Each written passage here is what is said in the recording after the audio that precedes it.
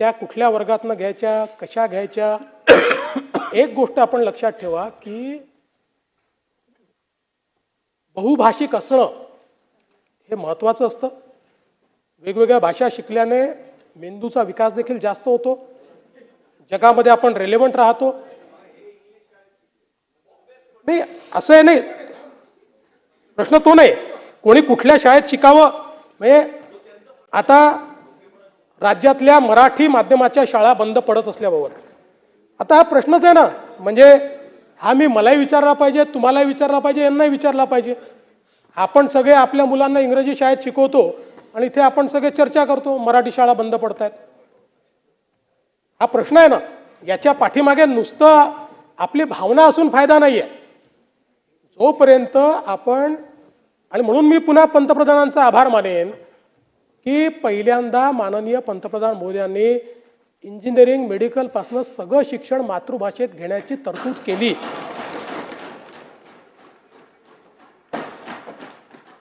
नाहीतर मग कशाला कोणी मराठी शिकेल, कशाला कोणी आपली मातृभाषा शिकेल.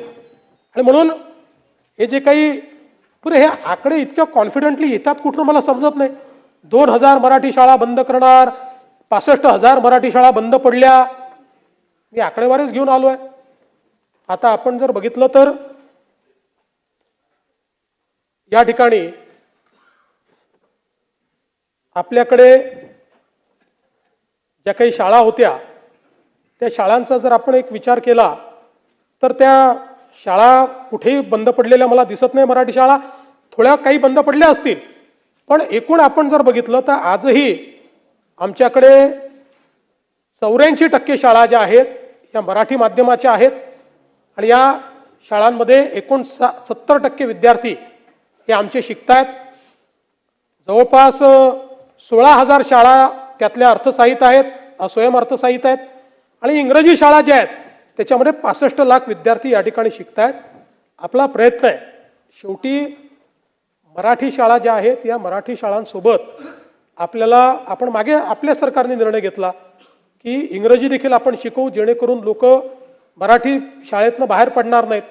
पण मी तुम्हाला एक सांगतो की थोडा जर प्रयत्न केला तर मागच्या काळात, आणि आता पुन्हा मी तुम्हाला दाखवून देईल, मागच्या काळामध्ये मला आठवतं 2017-18 साली याच सभागृहात मी सांगितलं होतं जवळपास 50,000 मुलं खाजगी शाळा सोडून जिल्हा परिषदेच्या शाळेत परत आले होते.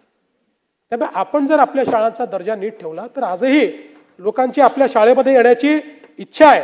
पण हे जे काही 2000 मराठी शाळा बंद करणार, 65,000 मराठी शाळा बंद पडल्या वगैरे जी आकडेवारी आलेली आहे ही पूर्णपणे कपोल कल्पित अशा प्रकारची आकडेवारी आहे.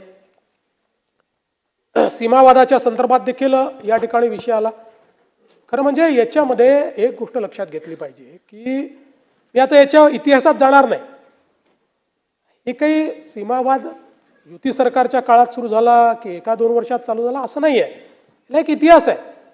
आणि सीमावाद एक असा आहे की ज्याच्यावर आपल्या सगळ्यांचं मत एक आहे. आपल्यापैकी कोणाचे दुमत नाही याच्यामध्ये. आपल्याला कल्पना एक मोठा लढा या संदर्भात उभारला गेला. अनेक या सदनातले सदस्य भुजबळ साहेब आहेत, आमचे शिंदे साहेब आहेत, हे देखील त्या काळामध्ये जेलमध्ये गेले त्याच्यामध्ये. त्यामुळे जी काही त्याची आपण समिती तयार केलेली आहे त्या समितीने सांगितलेलं